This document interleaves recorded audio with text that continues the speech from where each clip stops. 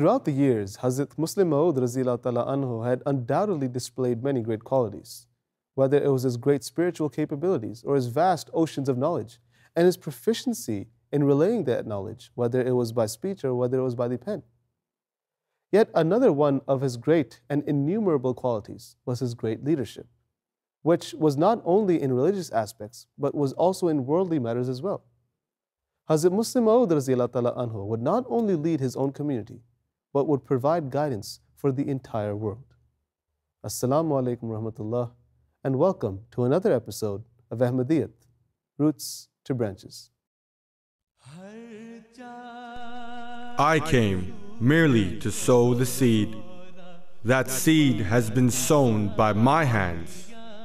It will now grow and blossom forth, and none dare impede its growth. Ahmadiyyat, the true Islam, is a flourishing tree. But this is not just any tree. This is the tree, the seed of which was sown under the guidance of Allah Himself, through the hands of Hazrat Mirza Ghulam Ahmad of Qadian alayhi salatu wasalam, the promised Messiah and Imam Mahdi. Its miraculous growth in the midst of difficult and seemingly impossible circumstances is indeed a tale that is bound to increase one's faith, as if this is the tree that grew from concrete. Presently, under the guidance and leadership of our beloved Khalifa, Hazrat Mirza Masroor Ahmad, may Allah strengthen his hands, the Ahmadiyya Muslim Jamaat is now present and propagating the peaceful message of Islam in over 200 countries around the world. The Jamaat has built over 15,000 mosques, over 30 hospitals, and over 500 schools. It has translated the Holy Quran into over 70 languages. This is but merely a glimpse at the progress and a fraction of the achievements of Ahmadiyyat in only one single century. But this is Ahmadiyyat at present. Let us now take a step back and witness exactly how Ahmadiyyat, by the sheer grace of Allah, reached this point and attained these heights. For history is not only a means to understand and appreciate the present, but also a means to envision the future. Follow us on this journey.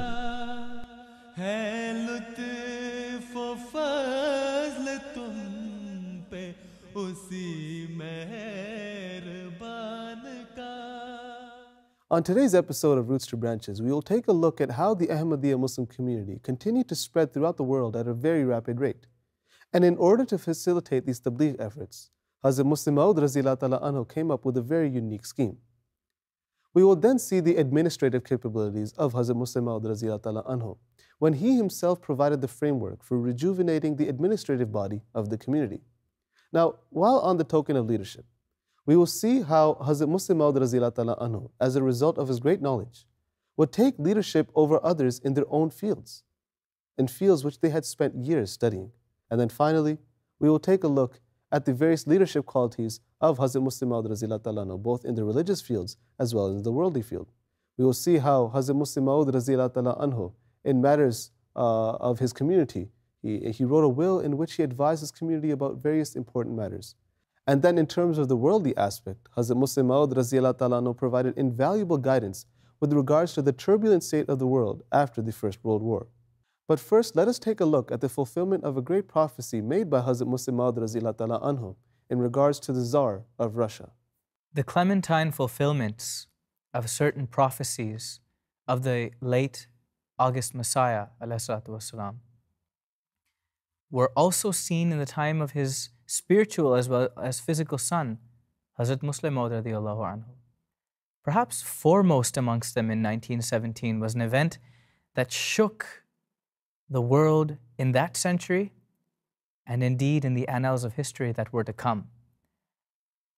The entire globe bore witness when, in October of 1917, the day that has come to be known as Bloody Sunday, certain prophecies of Hazrat Masih Maud that he had made in his poetry and had published in 1905 at a time when the Tsar was at a pinnacle of success and the Russian dynasty within the idea of Tsarism was reaching its very zenith. It could not have been imagined, fathomed by anyone, let alone prophesied, that the end of the Tsar would come, let alone with such specific details. Hazrat Masih Maud, the promised Messiah, writes in his poetry certain details. He says that a certain inqilab would come, a certain revolution will come upon this land of the Tsar. And he describes that rivulets and streams of blood will flow upon his land because of this great revolution.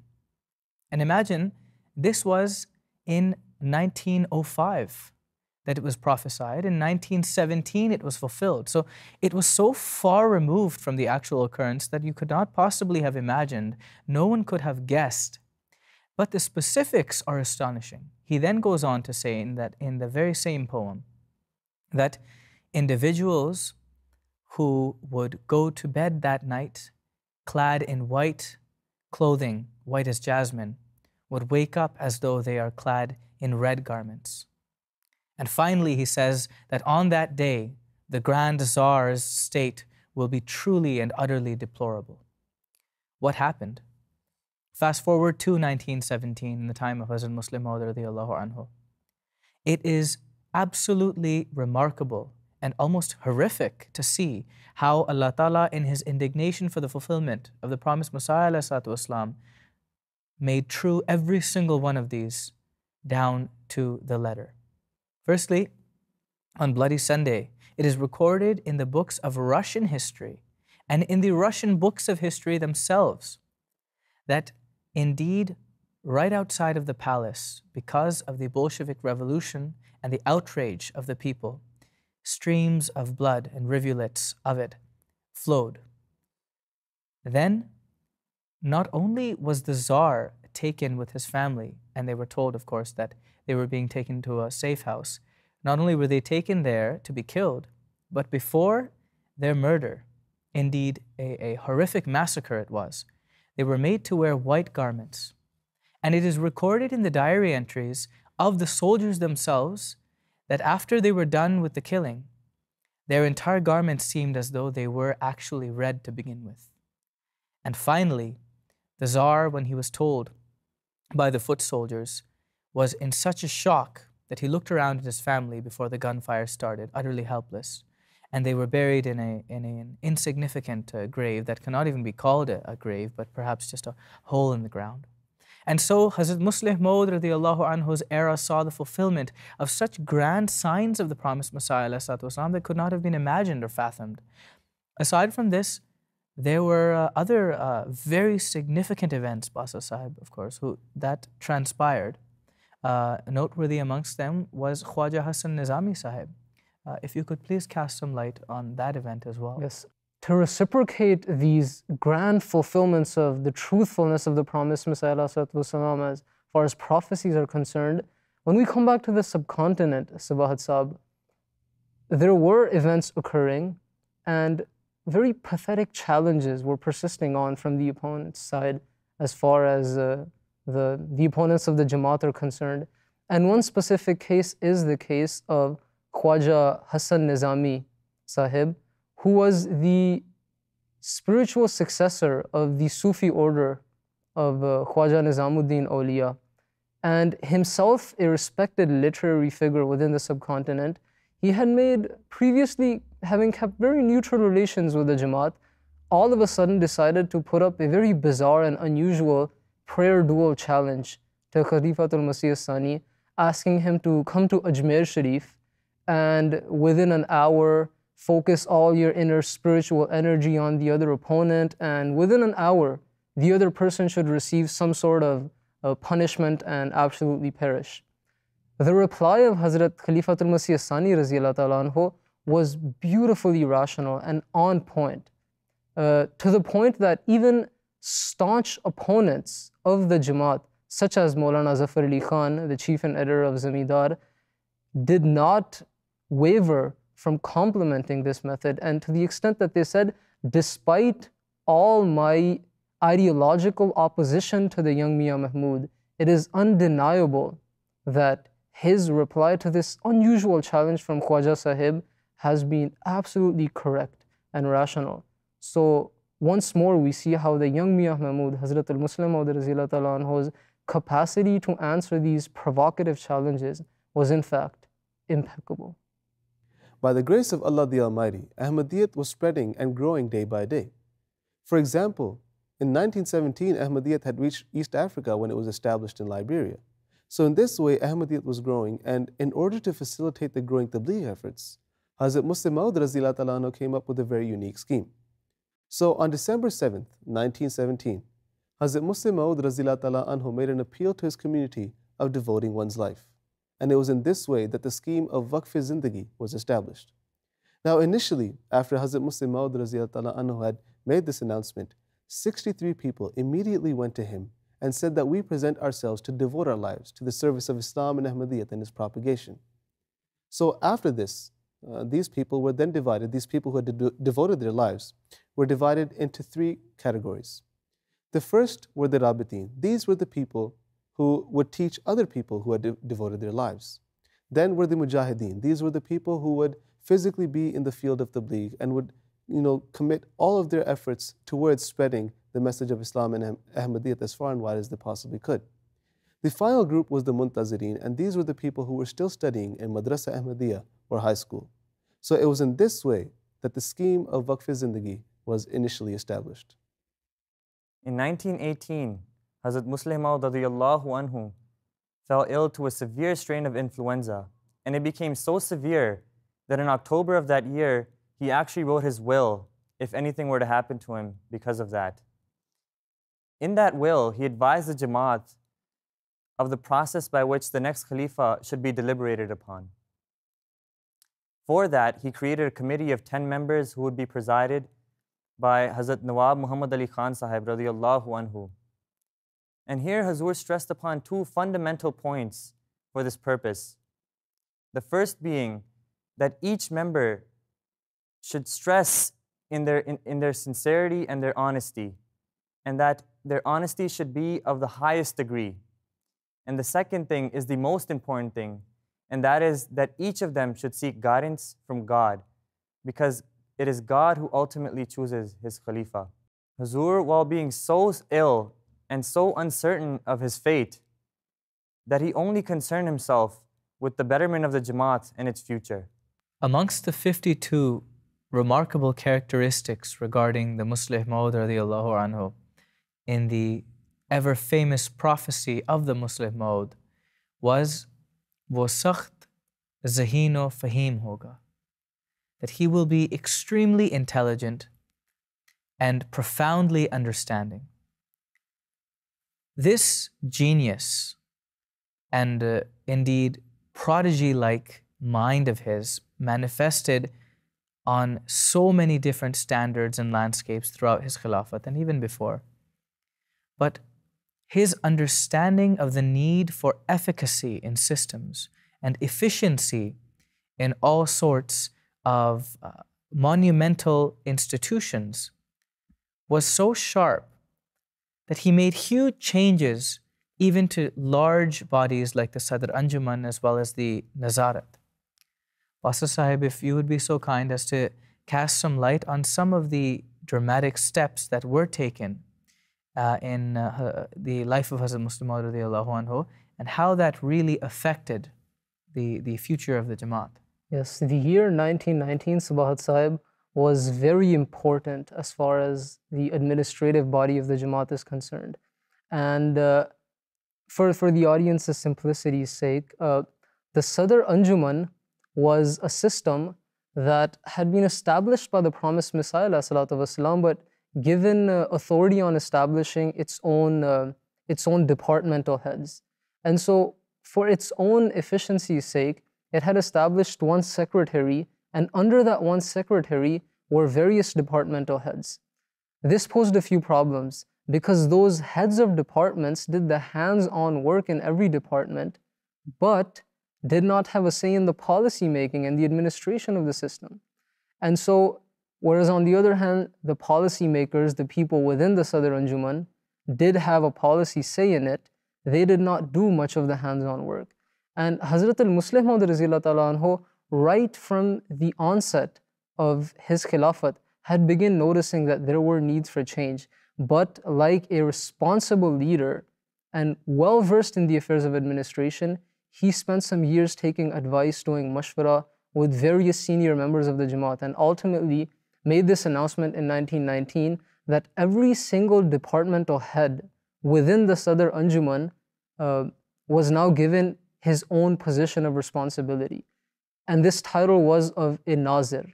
The system of Nizarat was established almost as a parallel to the Sadr Anjuman. And the Khalifatul-Masih had direct contact with every single Nazir. Every single Nazir was to report directly to the Khalifatul-Masih in terms of his work, so keeping administrative fluidity at an optimal. And these two systems, Sabahat Saab, worked beautifully together, so well in fact that in the year 1925, Hazrat Khalifatul-Masih Sani Raziyallahu Ta'ala Anhu decided that they should simply be combined for the amount of corroboration that they have shown.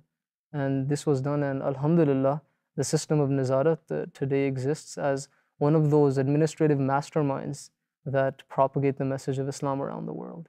Basil Sahab, you just mentioned the administerial fluidity of Hazrat Khalifatul-Masih II radiyallahu anhu. And this was certainly a hallmark quality of his. But perhaps what's so amazing to see is the parallel between the services rendered by Hazrat Khalifatul-Masih II radiyallahu anhu and Hazrat Khalifatul Rasul II, Hazrat Umar Farooq radiyallahu anhu, in that both of them had this amazing mind for the implementation of Islamic values on an administerial level within society. And this is very similar to what Hazrat Umar Farooq radiyallahu anhu did. And in fact, it is so curious to note that one of the revelatory names ascribed to Hazrat Muslim Maud radiyallahu anhu is Fazl Umar, the grace of Umar. And so it's really wonderful to see how that brilliant mind that was given to Hazrat Umar Farooq radiyallahu anhu in the way of administration was again granted to the Ahmadiyya Muslim community in so many ways through the person of Hazrat Muslim Maud radiyallahu anhu as well. On February 26, 1919, Hazrat Muslim Maud Raziyallahu Ta'ala Anhu delivered an address in the Martin Historical Islamia College of Lahore. The topic of his address was the outset of dissension in Islam, in which he spoke about the dissension which began during the time of Hazrat Usman Ghani Raziyallahu Ta'ala Anhu, when Abdullah ibn Sabah and his dissident companions began brewing a disorder and spread it as much as they possibly could. Now, Hazrat Muslim Maud Raziyallahu Ta'ala Anhu spoke in such great detail about this topic and uncovered such great points of Islamic history which had never before been heard, that the scholars who were present at that time listening to this address were completely awestruck. Now, this address and this session was being presided by Sayyid Abdul Qadir Sahib, M.A., who himself was a great Islamic historian. Now, after listening to the address of Hazrat Muslim Maud Raziyallahu Ta'ala Anhu, he said to the entire audience that I have studied Islamic history a great deal and have gone into great depths of this topic. And I thought of myself to be a historian and thought that, when it came to matters of history, I could speak very proficiently. However, after having listened to the address of Hazrat Muslim Maud Raziyallahu Ta'ala Anhu, I realized that I'm still a student, and that the difference between me and him is the difference between the lamp on this table and the lights on the ceiling in this building, which are illuminating this entire hall. Now, a year later, in 1920, this discourse of Hazrat Muslim Maud Raziyallahu Ta'ala Anhu would be published under the same name, Islam mein Ikhtilafat ka Aghaaz, or the outset of dissension in Islam. After World War I, the Allied forces had reduced the status of its opposition into dust, and Turkey was included in this. Because of this, Muslims from all over the Indian subcontinent were very worryful for the uncertain fate of Turkey, especially because the conditions of the peace treaty had not yet been determined, and whatever was to happen according to them. On the 31st of December in 1919, An All India Muslim conference was held in Lucknow to deal with this issue, and Hazrat Musleh Maud radiallahu anhu was invited, but due to his illness could not attend.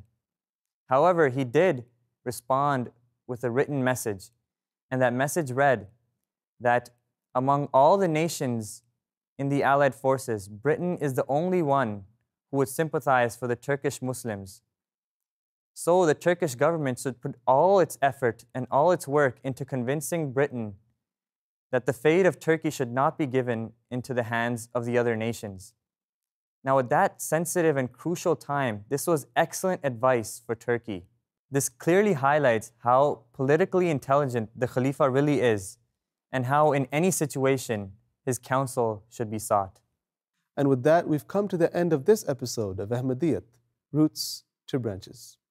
We also took a look at his response to a prayer duel which was waged against him. We then took a look at the establishment of the scheme of Waqf-e-Zindagi, or devotion of life, which we know of today. And we saw the way in which it came about and the reasons for its coming about, which was the fact that Ahmadiyyat was spreading throughout the world at a very rapid rate. And not only was Ahmadiyyat spreading throughout the world, but it was also expanding internally, as Hazrat Musleh Maud Raziyallahu Ta'ala Anhu revamped the administrative body of the community so that communications between communities of other countries could be improved. And then in the end, we saw the invaluable and illumined guidance which Hazrat Musleh Maud Raziyallahu Ta'ala Anhu provided in regards to the state of Turkey after the First World War. So with that, Jazakumullah for watching. Until next time, when by the grace of God, Ahmadiyyat will have branched out even further. Assalamu alaikum. हर चार सू है शोहरा हुआ कादियान का